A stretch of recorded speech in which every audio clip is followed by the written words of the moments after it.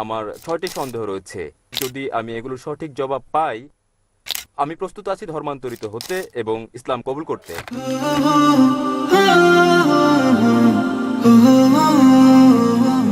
ওকে, good evening সবাইকে। আমার নাম কেলভিন এবং আমি একজন প্রহরী। আহ, আজ আমি এখানে এসেছি কারণ আমার 6টি সন্দেহ রয়েছে, যেগুলো আমি বিশ্বাস করি যদি আমি এগুলোর সঠিক জবাব পাই, আমি প্রস্তুত আছি ধর্মান্তরিত হতে এবং ইসলাম কবুল করতে। আহ, আমার প্রথম প্রশ্ন দিয়ে শুরু করি। তা হচ্ছে, আমি কিভাবে জানবো ইসলাম হচ্ছে সঠিক পথ ইবাদতের? এবং আমি আমি এই প্রশ্নের পর আমি দ্বিতীয় প্রশ্ন করব, যা হচ্ছে এরকম: আমি কিভাবে জানবো যে বাণী প্রচার করছি তা ঈশ্বরের কাছে যাচ্ছে?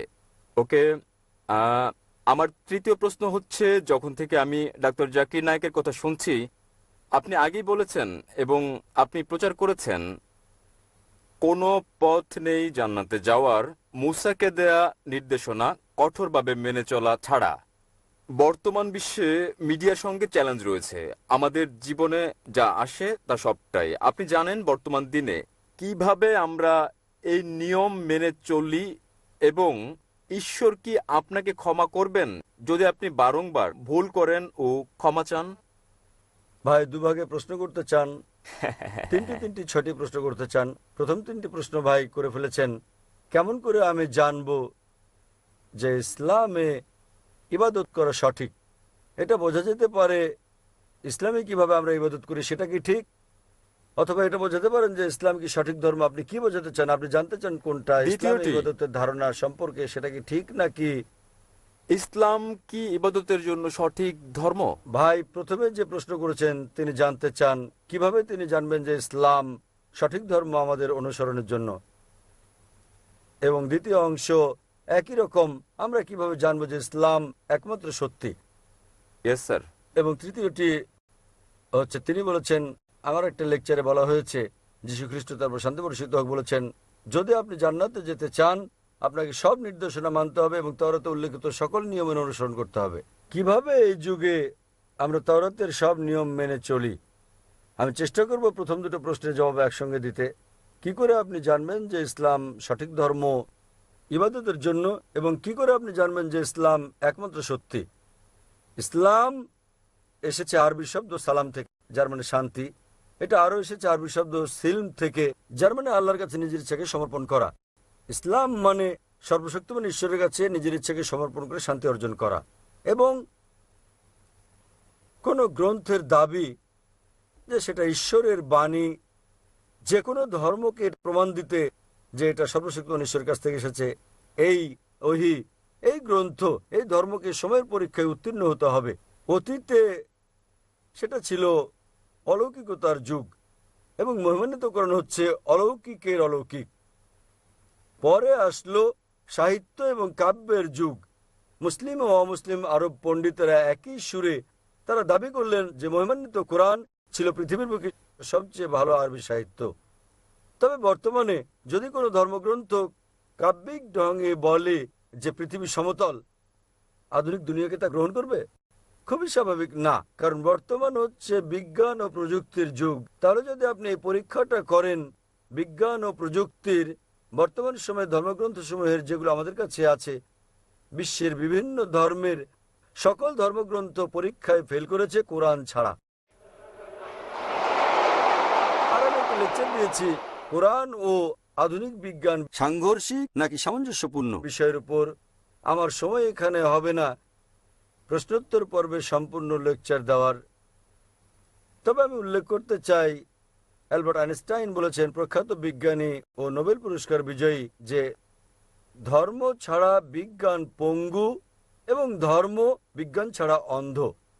আমি আপনাদের মনে করিয়ে দিচ্ছি, মহিমান্বিত কোরআন কোনো বিজ্ঞানের গ্রন্থ নয়, SCIENCE, বরং এটা একটা নিদর্শনের গ্রন্থ, SIGNS, এবং এতে ৬,০০০-এর বেশি নিদর্শন রয়েছে।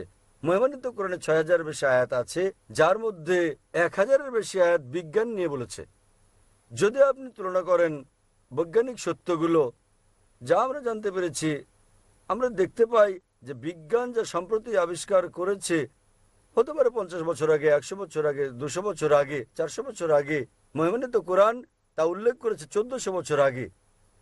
কোরআনে বিশ্ব সৃষ্টি সম্পর্কে বলা হয়েছে সূরা আম্বিয়া অধ্যায় নম্বর 21 আয়াত নম্বর 30-এ, যা বিগ ব্যাং সম্পর্কে বিজ্ঞানীরা জেনেছেন কিছুদিন আগে, তারা 50 বছর আগে আবিষ্কার করেছেন, তা কোরআনে উল্লেখ করা হয়েছে 1400 বছর আগে।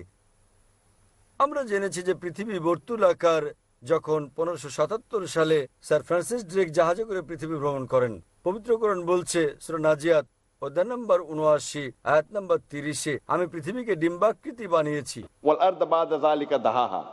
উট পাখির ডিমের কথা বলা হয়েছে এবং আমরা জানি উট পাখির ডিম ডিম্বাকৃতি হয়। আমরা আগে ভাবতাম যে চাঁদের আলো তার নিজস্ব আলো। সম্প্রতি জানতে পেরেছি 100 বছর আগে, 200 বছর আগে, 300 বছর আগে, যে চাঁদের আলো প্রতিফলিত আলো তার নিজস্ব আলো নয়।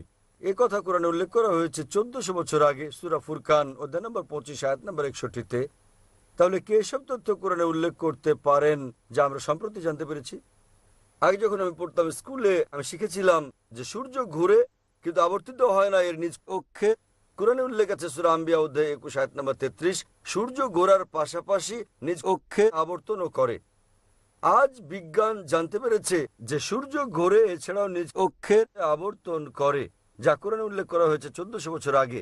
এভাবে কোরআনে বলা হয়েছে উদ্ভিদ সম্পর্কে, জীব সম্পর্কে, প্রাণী সম্পর্কে, ভ্রূণবিদ্যা সম্পর্কে, জিন সম্পর্কে। এসব আমরা সম্প্রতি জেনেছি বিজ্ঞানে 50 বছর আগে, 100 বছর আগে, 300 বছর আগে, 500 বছর আগে। তাই যদি আপনি আজ বিজ্ঞানের এই পরীক্ষা চালান সকল ধর্মগ্রন্থের উপর, কেবল যে ধর্মগ্রন্থটি এতে উত্তীর্ণ হবে সেটি হচ্ছে পবিত্র কোরআন। আজও বিজ্ঞান এতটা অগ্রসর হতে পারেনি যে তারা সবকিছু জেনে ফেলেছে। তাই আমি লোকজনকে বলি, যদি আপনারা কোরআনকে বিশ্লেষণ করেন, আমরা জানতে পারি প্রায় 80% যা কোরআনে বিজ্ঞান সম্পর্কে বলা হয়েছে, আজ বিজ্ঞান নিশ্চিত করেছে যে এটা পুরোপুরি সঠিক। হতে পারে 20%-এর মতো অস্পষ্ট, না সঠিক না ভুল। তাই আমার যুক্তি বলছে যখন 80% পুরোপুরি সঠিক, বাকি 20%ও ইনশাল্লাহ সঠিক হবে। তাই এটা একটা যৌক্তিক বিশ্বাস। কোরআনে এরকম একটি আয়াত নেই যেটা বৈজ্ঞানিক গবেষণায় ভুল প্রমাণিত হয়েছে। কোনো হাইপোথিসিস থাকতে পারে যা কোরআনের সঙ্গে সঙ্গতিপূর্ণ নয়, কিন্তু কোরআনে এরকম একটি আয়াত নেই যা কোনো বৈজ্ঞানিক গবেষণায় ভুল প্রমাণিত হয়েছে। তাই এর উপর ভিত্তি করে যদি আপনি এই পরীক্ষা চালান যে কোনো ধর্মগ্রন্থে, কেবল যে ধর্মগ্রন্থটি এই পরীক্ষায় উত্তীর্ণ হয় তা হচ্ছে ইসলাম ও কোরআন। আমি প্রস্তুতি পর্ব শুরু করেছিলাম কোরআনের একটা আয়াত পাঠ করে সূরা ইসরা থেকে অধ্যায় নম্বর 17 আয়াত 81, যাতে বলা হয়েছে, وقل جاء الحق وزهق الباطل إن الباطل كان زهوقا। বলো সত্য এসে গেছে এবং মিথ্যা বিলুপ্ত হয়ে গেছে। আসলে মিথ্যা তার প্রকৃতিগত কারণে বিলুপ্ত হবে। তাহলে আপনি পরীক্ষা চালালে কেবল যে ধর্মটি পরীক্ষায় উত্তীর্ণ হয়, একমাত্র সত্য ধর্ম যা বিকৃত নয়। সেজন্য উইলিয়াম মোর বলেন, কেবল যে ধর্মগ্রন্থ তিনি বলেছিলেন 200 বছর আগে ইসলামের সমালোচক হিসেবে, কেবল যে ধর্মগ্রন্থটি যেটি বিকৃত করা হয়নি এবং যেটি বিশুদ্ধতা রক্ষা করেছে 1400 বছর ধরে, সেটি হচ্ছে পবিত্র কোরআন। তাই এইসব তথ্যের উপর ভিত্তি করে কেবল যে ধর্মের কথা আমরা ভাবতে পারি, আমরা বুঝতে পারি এবং বিশ্বাস করতে পারি যা সত্য এবং সঠিক, সেটা কোরআন। আপনার তৃতীয় প্রশ্ন নিয়ে বলি যে আমি আমার লেকচারে বলেছি যীশু খ্রিস্ট তারপর শান্তি প্রতিষ্ঠিত বলেছেন যে আপনাদের ওল্ড টেস্টামেন্টের হিতোপদেশ অনুসরণ করতে হবে। আমি বাইবেলের উদ্ধৃতি দিয়েছি গসপেল অফ ম্যাথিউ অধ্যায় নম্বর 5 অনুচ্ছেদ নম্বর 17 থেকে 20, যেখানে যীশু খ্রিস্ট তারপর শান্তি প্রতিষ্ঠিত বলেছেন যে যতক্ষণ পর্যন্ত তোমার ন্যায়পরায়ণতা ধর্মগুরু ও ফরিসীদের ন্যায়পরায়ণতাকে অতিক্রম না করে, কোনোভাবে কোনো উপায়েই তুমি স্বর্গরাজ্যে যেতে পারবে না। তাই আপনাকে ভালো খ্রিস্টান হতে হলে যীশু খ্রিস্টের তার উপর শান্তি প্রতিষ্ঠিত হোক সময়, যদি আপনি স্বর্গে যেতে চান, আপনাকে ওল্ড টেস্টামেন্টের সব হিতোপদেশগুলো মেনে চলতে হবে। আপনি পারবেন না বিন্দু বিসর্গ হেরফের করতে। যদি তা করেন তাহলে আপনাকে স্বর্গের রাজ্যে ডাকা হবে না। তাহলে বাইবেলের এই অনুচ্ছেদের উপর ভিত্তি করে গসপেল অফ ম্যাথিউ অধ্যায় নম্বর 5 অনুচ্ছেদ 17 থেকে 20 আপনাকে মানতে হবে প্রতিটি আইন ওল্ড টেস্টামেন্টের। এবং আপনার প্রশ্নটা ছিল খুবই ভালো এবং অত্যন্ত যৌক্তিক। কিভাবে আমরা এই যুগে মানব ওল্ড টেস্টামেন্টের সবকিছু, যা খুবই কঠিন। আমি একমত আপনার সঙ্গে।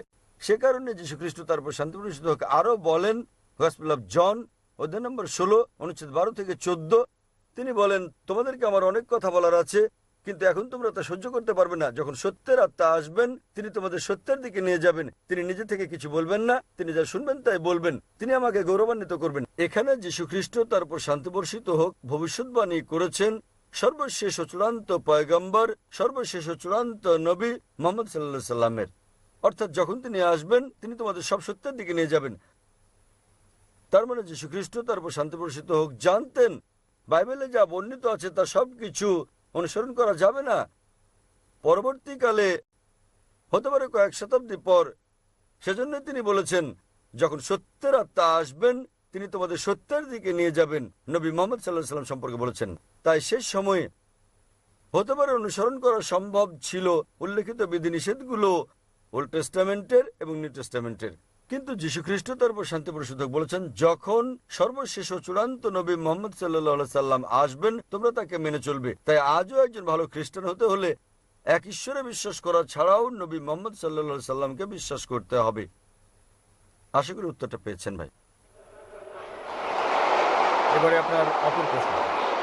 অপর প্রশ্নটি আসছে খ্রিস্টান পটভূমিতে একটি খ্রিস্টান পরিবার থেকে। কিভাবে আমি আমার পরিবারের সঙ্গে মিশব যদি আমি ইসলামে দীক্ষিত হই, এবং দুটি ভিন্ন বিশ্বাস নিয়ে একই কম্পাউন্ডে কিভাবে থাকবো? ভাই আপনি প্রশ্ন করলেন যে যদি আমি ইসলাম কবুল করি তাহলে কিভাবে আমার পরিবারের সঙ্গে মিশবো দুটো ভিন্ন বিশ্বাস নিয়ে। ভাই আপনি জানেন কিছুটা ওল্ড টেস্টামেন্টের মতো, কিছুটা নিউ টেস্টামেন্টের মতো, তথাপিও আপনি একজন খ্রিস্টান, আপনি ওল্ড টেস্টামেন্টের নিয়ম পালন করতে পারেন নিউ টেস্টামেন্ট আসার পরেও। ওল্ড টেস্টামেন্ট ও নিউ টেস্টামেন্টের মতো কিছু থাকলে লাস্ট টেস্টামেন্টও আছে। মহিমান্বিত কোরআন সর্বশক্তিমান ঈশ্বরের লাস্ট টেস্টামেন্ট, এবং এই মহিমান্বিত কোরআনে একজন নবীও বাদ যাননি যাদের নাম বাইবেলে উল্লেখ আছে। ইসলামে আমাদের সকল নবীকে বিশ্বাস করতে হয় যারা আগে এসেছেন, এবং তাদের সংখ্যা 25 জনের কম হবে না যাদের নাম কোরআনে উল্লেখ আছে, এবং তাদের সকলের নবী মুহাম্মদ সাল্লাল্লাহু আলাইহি ওয়াসাল্লাম ব্যতীত এবং তাদের দুজন ব্যতীত তাদের কথা বাইবেলে উল্লেখ আছে। তাই আমাদের সম্মান দেখাতে হবে সর্বশক্তিমান ঈশ্বরের সকল নবীকে, এবং আমাদের প্রিয় নবী মুহাম্মদ সাল্লাল্লাহু আলাইহি ওয়াসাল্লাম বলেছেন সর্বশক্তিমান আল্লাহ পৃথিবীতে 1,24,000 পয়গম্বর পাঠিয়েছেন। তাই যদি আপনি মুসলিম হন, আপনার কোনো নবীকে অসম্মান করতে হবে না যাদের নাম বাইবেলে উল্লেখ করা হয়েছে। প্রকৃতপক্ষে তাদেরকে আপনার বলতে হবে যীশু খ্রিস্ট তারপর শান্তি বর্ষিত হোক যা বলেছেন আমি তা পুরোপুরি মেনে চলছি। অন্য খ্রিস্টানরা কি করে তারা অনুসরণ করছে, হতে পারে 80%, হতে পারে 90, হতে পারে 50%। তাদেরকে আপনার বলা উচিত গসপেল অফ জনের 16 নম্বর অধ্যায়ের 12 থেকে 14 অনুচ্ছেদে যা বলা হয়েছে, তোমাদেরকে আমার অনেক কিছু বলার আছে, কিন্তু এখন তোমরা তা সহ্য করতে পারবে না। যখন সত্যের আত্মা আসবেন তিনি তোমাদের সব সত্যের দিকে নিয়ে যাবেন। তাহলে আমি যীশু খ্রিস্টকে তার উপর শান্তি বর্ষিত হোক অনুসরণ করছি তথাকথিত অন্যান্য খ্রিস্টানদের চেয়ে। তাই যদি আপনি মুসলিম হন, আপনি খ্রিস্টানদের চেয়েও ভালো খ্রিস্টান হয়ে যাবেন। আশা করি প্রশ্নের উত্তর পেয়েছেন। হ্যাঁ। আপনার পঞ্চম প্রশ্নটি কি? আমার সব প্রশ্ন শেষ হয়ে গেছে। আপনার সব প্রশ্নের উত্তর আপনি পেয়ে গেছেন? হ্যাঁ, পেয়েছি। তাহলে ধন্যবাদ। এখন ইসলাম সম্পর্কে আপনার মনোভাব ইতিবাচক? ইসলাম ধর্মের ব্যাপারে আমার মনোভাব ইতিবাচক এবং আমি ইসলাম গ্রহণে প্রস্তুত। আপনি কি বিশ্বাস করেন ঈশ্বর একজন? দুঃখিত, বুঝতে আপনি পারিনি। কি বিশ্বাস করেন ঈশ্বর একজন? আমি বিশ্বাস করি ঈশ্বর একজন। আপনি কি বিশ্বাস করেন যীশু খ্রিস্ট তারপর শান্তি বর্ষিত হোক ঈশ্বর? আমি বিশ্বাস করি যীশু খ্রিস্ট পয়গম্বর ছিলেন। মাশাআল্লাহ। আপনি কি বিশ্বাস করেন নবী মুহাম্মদ সাল্লাল্লাহু আলাইহি ওয়াসাল্লাম সর্বশেষ ও চূড়ান্ত পয়গম্বর? আমি বিশ্বাস করি মহানবী মুহাম্মদ শেষ এবং চূড়ান্ত পয়গম্বর মাশাআল্লাহ। ছিলেন। ভাই কেউ কি আপনাকে ইসলাম গ্রহণ করতে বাধ্য করছে? আমি গ্রহণ করতে প্রস্তুত। কেউ কি আপনাকে ইসলাম গ্রহণে বাধ্য করেছে? না, আমাকে কেউ বাধ্য করছে না, এটা আমার সিদ্ধান্ত। আমি নিজে সিদ্ধান্ত তার নিচ্ছি। মানে আপনি নিজের ইচ্ছায় ইসলাম ধর্ম গ্রহণ করছেন? একেবারে আমার অন্তর থেকে। কারণ কাউকে জোর করে ইসলামে দীক্ষিত করা আমাদের ধর্মে নিষিদ্ধ, এমনকি বিশ্বের বেশিরভাগ দেশের আইনও এটা নিষিদ্ধ। তাহলে আপনি স্বেচ্ছায় কবুল করছেন ইসলাম ইনশাল্লাহ? আমি সম্পূর্ণ স্বেচ্ছায় ইসলাম গ্রহণ করছি। আমি আরবিতে বলবো এবং ইনশাল্লাহ শুনে শুনে আপনি বলবেন।